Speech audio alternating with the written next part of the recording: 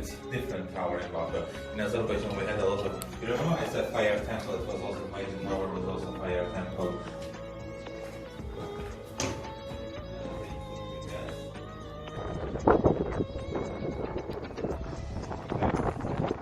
इस एरिया का नाम फायर टेम्पल है। आप देख सकते हैं।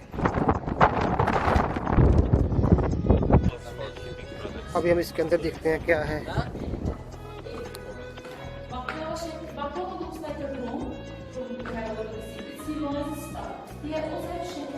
They were playing shang before praying time, and they saw that they can manage negative energy.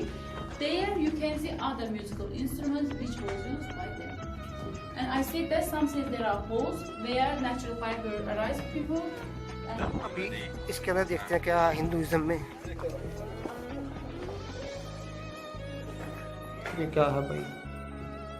अच्छा, इसका साया पड़ रहा है। This room is Shiva room, specially dedicated for Hindu gods. Baku की बहुत ही फेमस ये निज़ामी स्ट्रीट है। अभी हम इसके अंदर है। यहाँ पे एंजॉय कर रहे हैं। बाकू की बहुत ही फेमस स्ट्रीट निज़ामी स्ट्रीट। ये बहुत ही शानदार टूरिस्ट प्लेस है। आप जब भी यहाँ आए तो ये निज़ामी स्ट्रीट में जरूर आए। ये जी रात का व्यू है ये निज़ामी स्ट्रीट का। आप देख सकते हैं निज़ामी स्ट्रीट बाकू। ये रात का व्यू।